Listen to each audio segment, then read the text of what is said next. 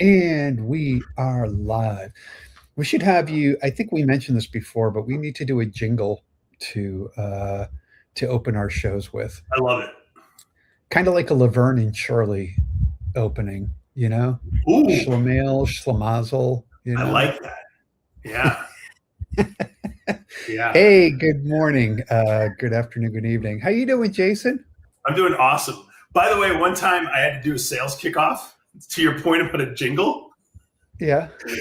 the guy was like a jazz dude, and he was like, "I want every executive to have a walk on." And so I picked like all like hard rock crap, like what I listen to, and it killed the whole thing because he wanted it to be like Miles Davis, and I was like, I want Radiohead. That's all There right. should be a thing of all the things I've ruined in tech.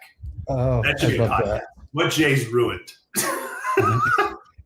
We can do one for each of us. It might be multi podcast episodes. Years of content. Yeah. Hey, so welcome all to the More Insights and Strategy IT Talk podcast. Jason Anderson is the resident expert, and I am Matt Kimball, just somebody that's hanging on for dear life. And we are here to talk all things IT. Um, we're going to share some opinions. Don't take anything we say as advice around kind of how you should go about uh, arranging or rearranging your investment portfolio. This is really just two nerds talking and having fun. And with that said, there is a bunch of stuff to talk about, Yeah. Mr. Anderson. We got quite a bit, in fact. So, you want to talk agents, I want to talk silicon. More specifically, you want to talk agent platforms. Yeah. What do you got going on? Well, I think that there's this kind of funny bifurcation going on with agents, right? Where you have the kind of consumer platforms now embracing co-working, which is kind of an agent type, right? This co-work agent or something like that. And people think, oh, I'm going to make this, I'm going to train in quote, an assistant who's going to become like my digital version of myself. And I'm out there, building documents, or I'm out there, managing my email or setting up appointments or whatever. And then you've got these, what I'll call corporate agents, which are things that execute some sort of business process. And what's starting to happen is as these second category agents start to scale, they're becoming very hard to manage. And they're becoming hard to scale, and they start to get kind of, you start to have real differences in quality. So you're starting to see companies go, well, I need to build some sort of platform for them. And what they've come to realize is that the platforms of the past where you're managing applications is all wrong, right? Because agents are more dynamic. Agents require kind of continuous feedback. There's a different kind of, an agent itself is now a user type. So instead of it being an application that's being executed by a user, it's actually a user type or an actor onto itself. So now it's so different that there's this recognition that there needs to be a different kind of platform.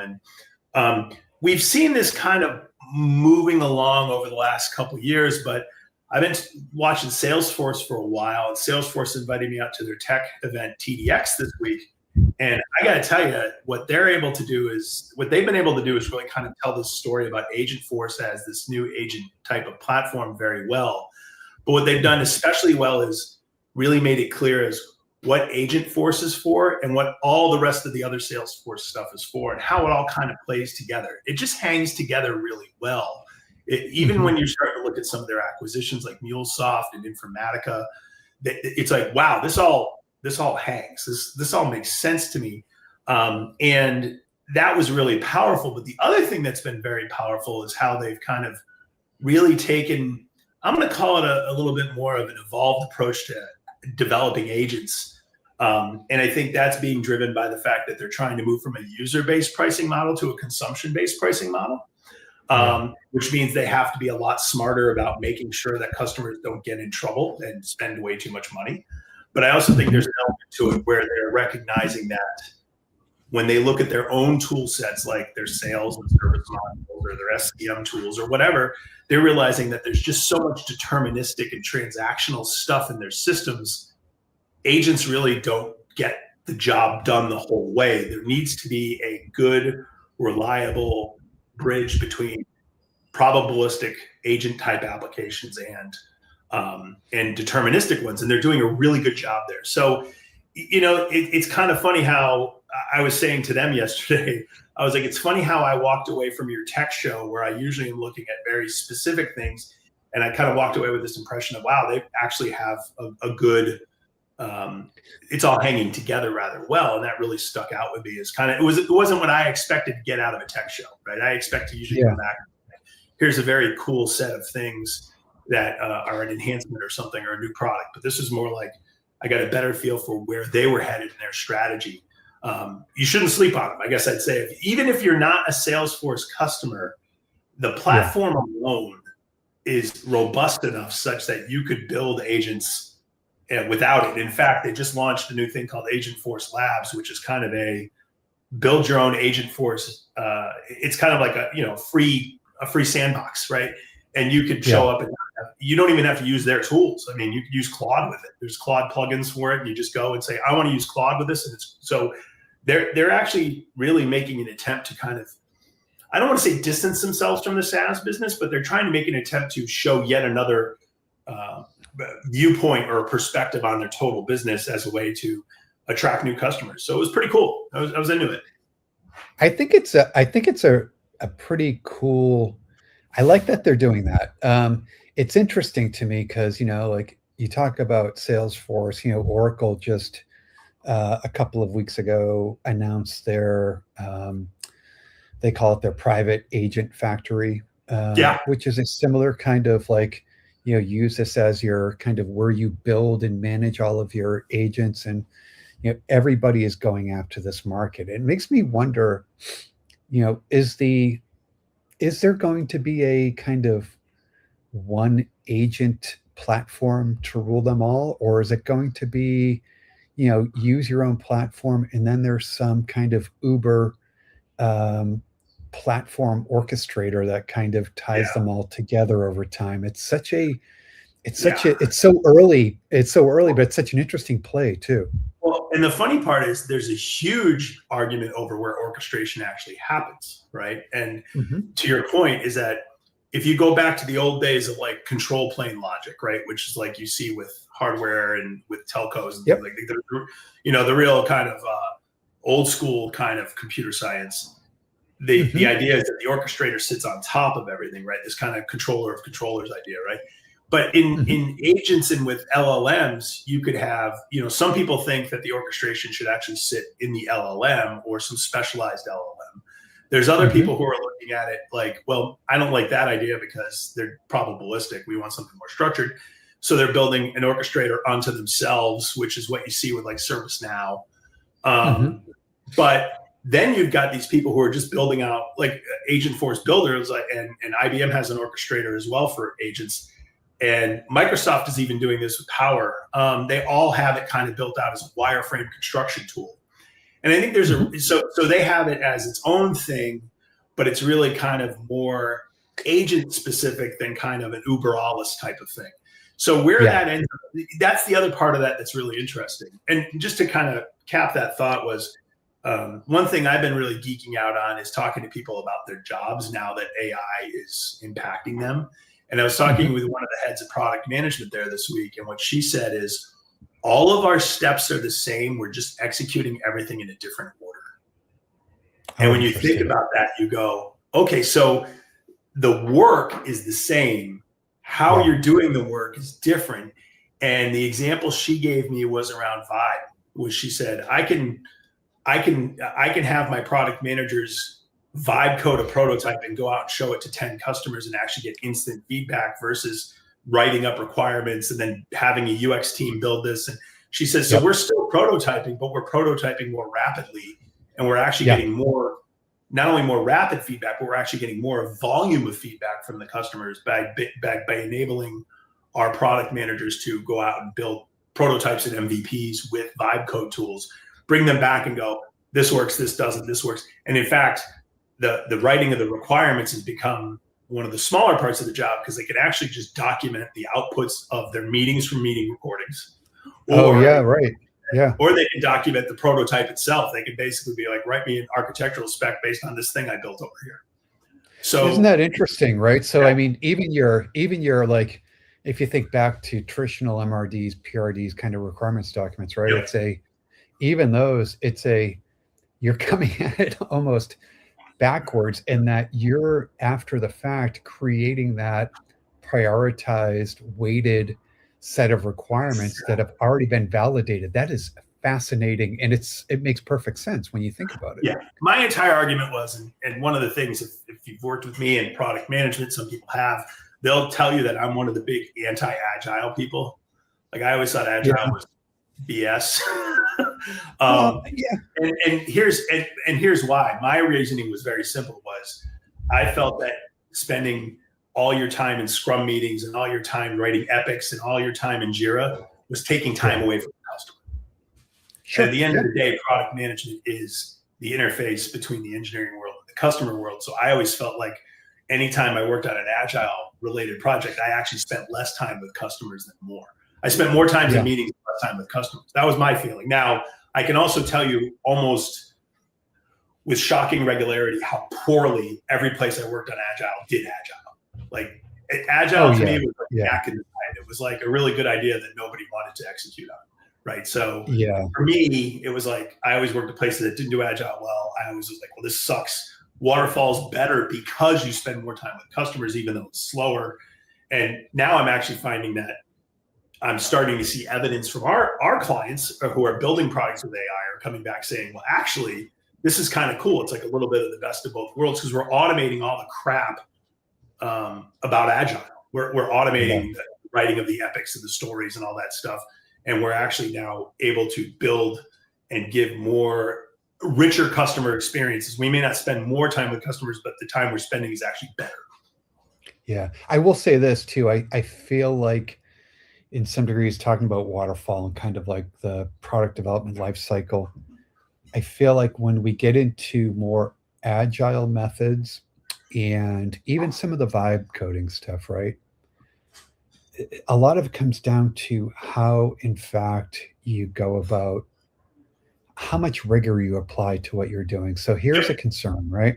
When I am in the old days, when I am a product manager and I'm writing a set of requirements for the next big server platform, I spend weeks to months sitting down, looking at the competitive landscape, looking at the market landscape, looking at trends, and I synthesize all of that with some critical thought and put together where I think we need to be with this next generation to be competitive, to be lined up to support the future needs, so on and so forth.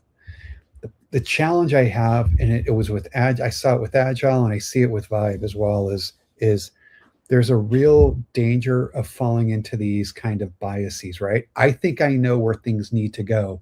And I go down and I iterate on this kind of bias I have. And even when I bring it out to customers, if I present it as, this is what we're thinking, a lot of customers will give you feedback on what is in front of them, not on how does this align to kind of the larger set of needs I have, but you're showing me something and I'm critiquing what you're showing me. I'm not kind of taking this more holistic view, and that can be dangerous. The word is discernment, right? And that's discernment. Yes.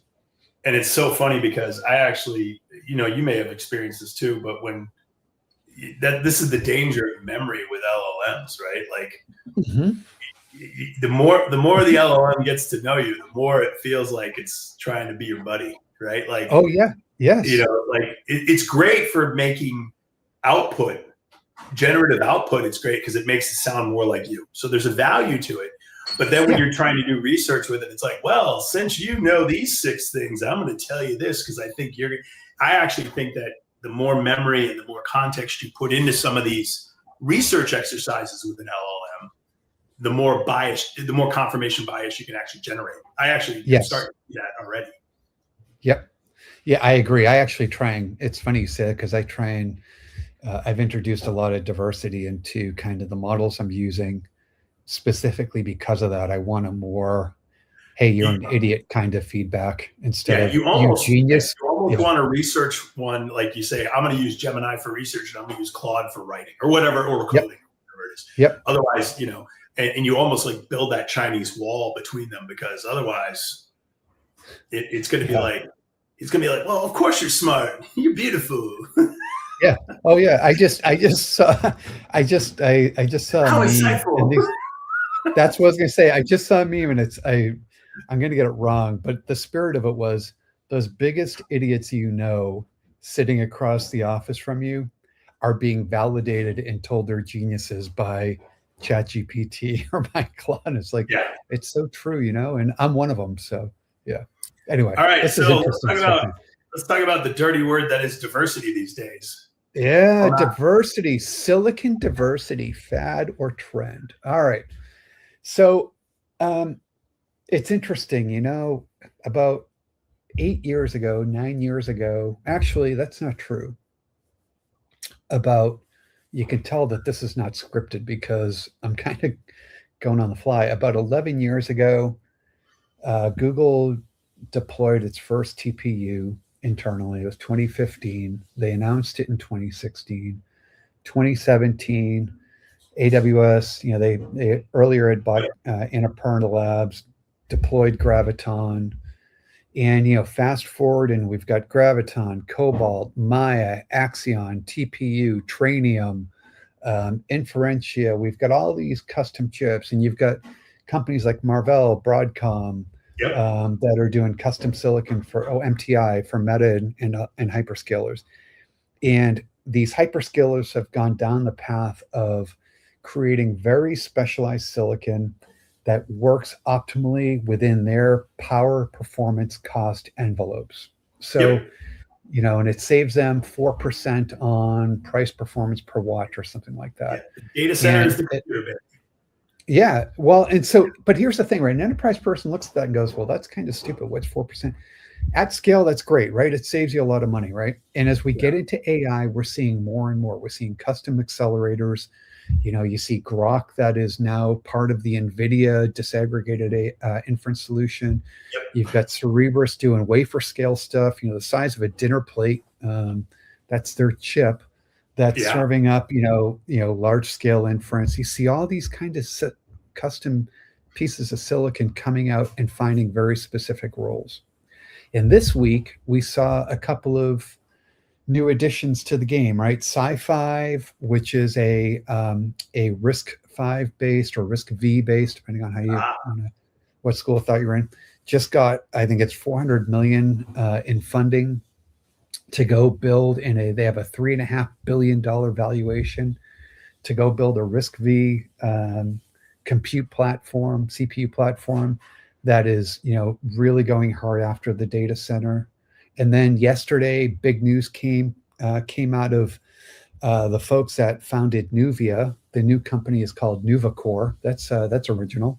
But after Nuvia got acquired by Qualcomm, the founder Gerard Williams and his crew, after their vesting, they kind of parted ways with Qualcomm, and they're starting up their own chip company. These are the folks, by the way, that built all of the IP that led to the M series CPU inside of Apple's MacBooks and really kind of upset the whole laptop space, right? But they're going after data center compute. And it led me to kind of start thinking about, where are we on the silicon diversity, chip diversity, and custom diversity play?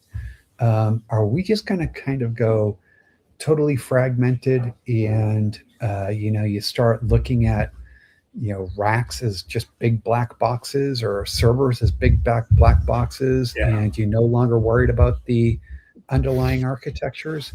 Or does underlying architecture still matter? And is this just a kind of part of the AI bubble that we keep hearing about?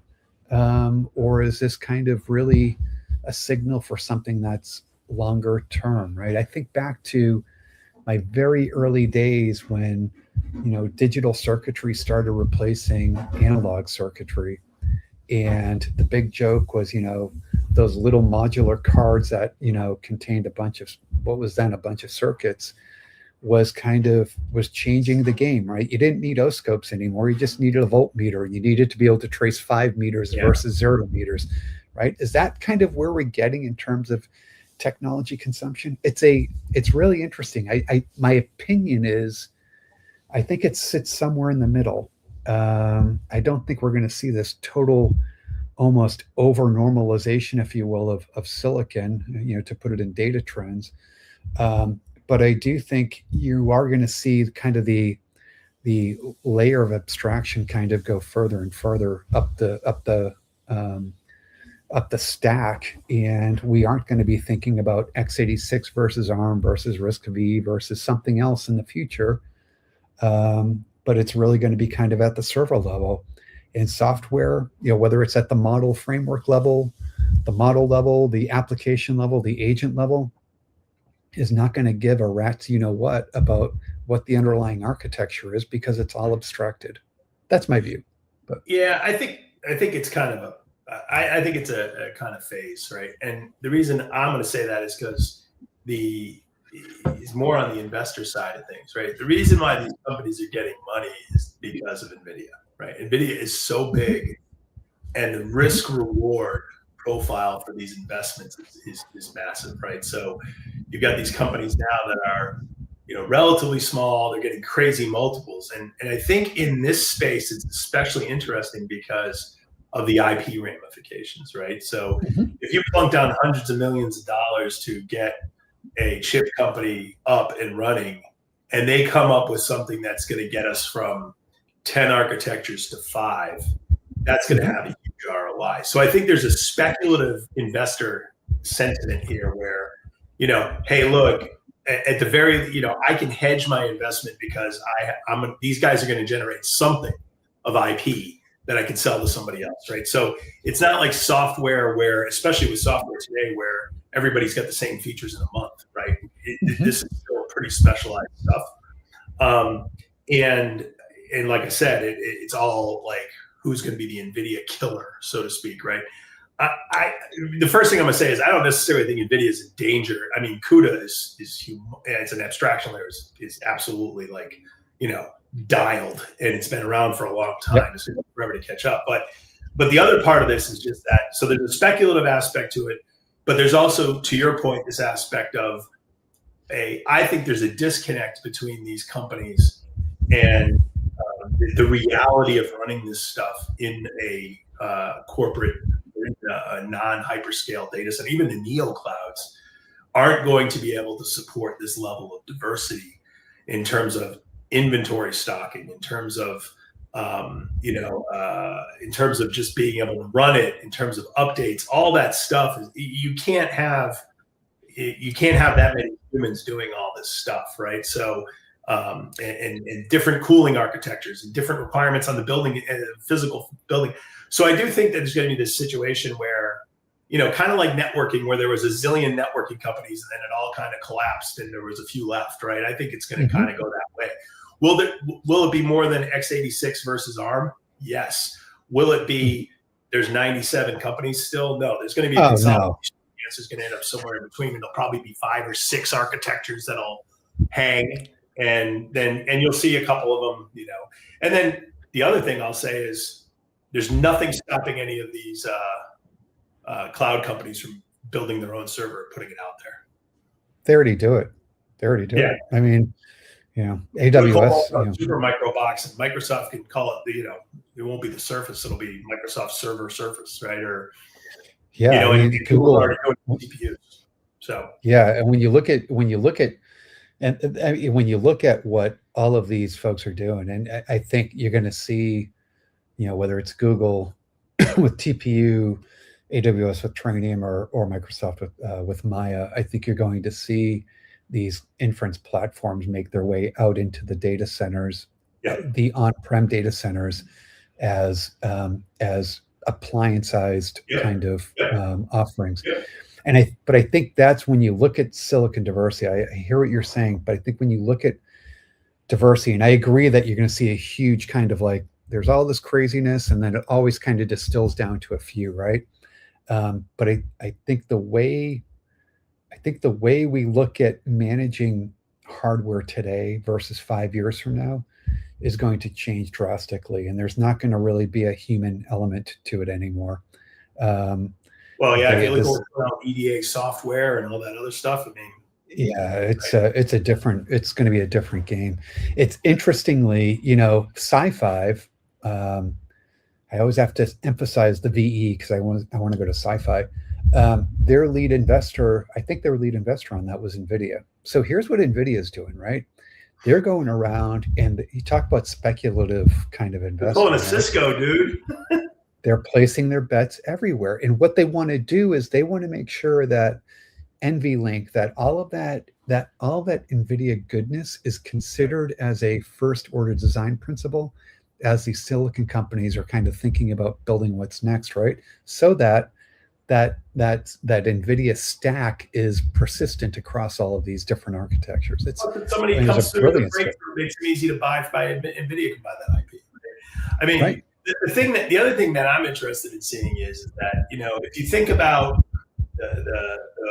the notion of, at the component level, you're the commoditization versus industry specialization. Components are here, and then you got hardware, then you get kind of horizontal software, then you get to applications, and applications are where you start to say this one's for banking or this one's for Mm-hmm. With the chipsets and the inferencing, I'm waiting to see somebody come out and say, here's the one that's going to bust open the next genetic discoveries, and it's a new stack, and it's not I'm wondering something slightly different than what you're wondering, which is somebody going to take the Cisco route and build something that is vertically integrated, applied to a vertical market that could really generate some sort of, we're talking like, breakthrough along the level of curing cancer type of breakthroughs, where some company's going to come along and say, I'm going to invent this stack for my industry. Or if Chase comes along and says, I'm going to invent a stack for derivatives trading or whatever, right?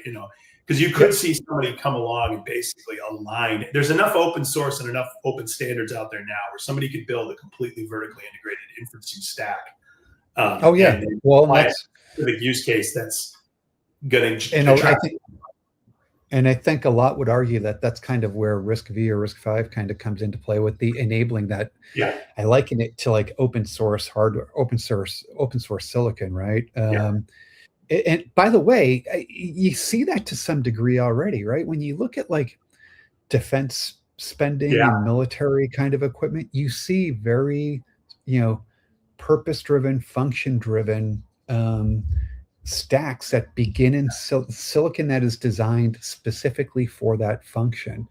And to what you're saying, I don't know that it's Chase that builds that kind of derivatives trading stack, but it is Chase with a silicon design house that builds that stack, or think about kind of the research hospitals like a Mass General Brigham, right? Kind of working on that breakthrough for cancer research, right?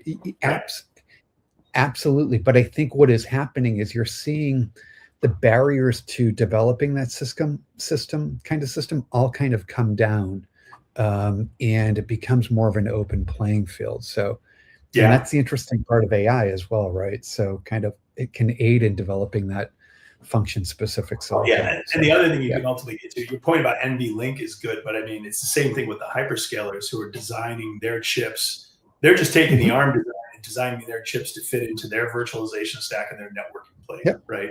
So they're basically tweaking it, so it's, 90% Neoverse, right? And 10% optimization specific to their data centers, right? So that's going to be the mix you're going to see is, I mean, if you think about it, Matt, I did this, right? I mean, like when I started, I was taking, in my old job, I was taking very horizontally oriented componentry and building it out for, very specific edge use cases, not even general purpose edge. I was building it out for factory floor automation, right? And we were able to do that where we could take our old custom hardware that was used in banks and shrink form it with off-the-shelf componentry I got it from like $100,000. I got factor of 10 to 20 difference in price for the same output for a factory floor versus a bank.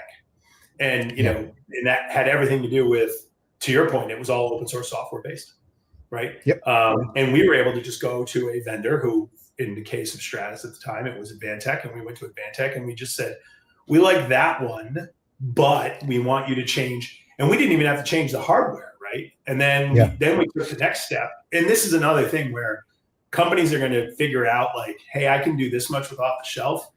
And then those very same vendors who are supplying you those parts will come back and go, if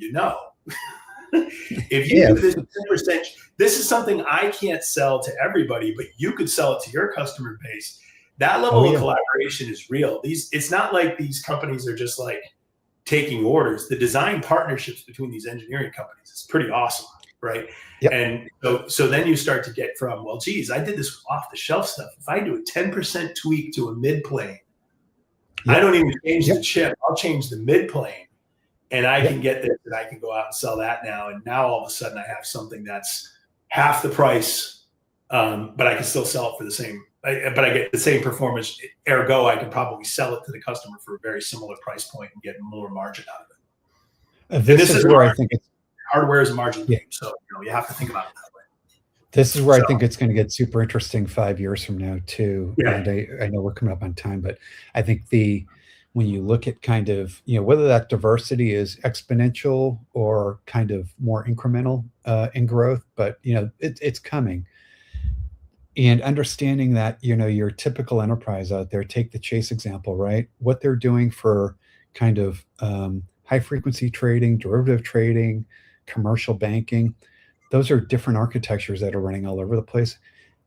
I think there's a real opportunity for some company to come along and figure out that overall control plane that says, when this kind of thing, when this type of inference or this type of agent is being spun up or activated, this is where you should direct it. That's where this chip versus that chip, or this type of chip versus that type of chip. Nobody is thinking about that yet, and there is a huge opportunity to kind of be the control plane for that super heterogeneous enterprise, data center, whatever you want to call it. Just to bring it full circle, that's what the agent models are doing. The agent platforms are doing with models already. They're able to determine what model is the best model to run this particular agent request. Right, that's happening already at all the hyperscalers. They're all doing it. And now bring that down to silicon level, right? Bring it down to silicon level. Yeah. It's so fun. And anyway, all right. Hey, listen, we're coming up. Everybody thought I didn't know hardware, right? Oh, you don't. Don't worry. You just pretend. Hey, what are you coming up over the next couple of weeks for travel? You got anything going on? Or I'll be at Google next, so out to Vegas this next week, and then. And I'm going to an Amazon event the week after that, and then I think I see you in Boston, and I'm going to be at IBM Think. Yeah, I'm on the road for the next 4 or 5 weeks. Right on, man. I'm hunkered down. I'll be taking care of business at home. I think I got Red Hat Summit coming up, and then the conference season for me. The conference season really kind of takes off from there. Dell Tech World. We've got Broadcom's got an event going on, HPE, Everpure, NetApp, everything kind of hits at once for the next couple of months. It's gonna be fun. We're gonna have a lot to talk about over the next few weeks, that's for sure. Yeah. Yep. That's for sure. All right, my friend. Great chatting. We didn't get to talk about the Red Sox and their crappy start, or the Celtics and Bruins and their entry into the playoffs and going against some old school rivals, but that's all right. We can cover that on the next. But until then, it was great chatting, man. Actually, it was great chatting. And next week I get to meet new Bostonian analyst for the firm. He's going to be in Vegas. Mike Leone. The man, the myth, the legend. If you got a Kevin McHale in your office, you're good by me. What's that? If you have a Kevin McHale jersey in your office, you're good by me. You're like, I know, dude. Yeah, that was hot. Yeah, that was Gen X old man hot right there. Yeah. If he had Parrish's number, I probably would have sent him a gift or something. Stop there. If he was down with the Chief, it would have been even better. I'll take McHale any day.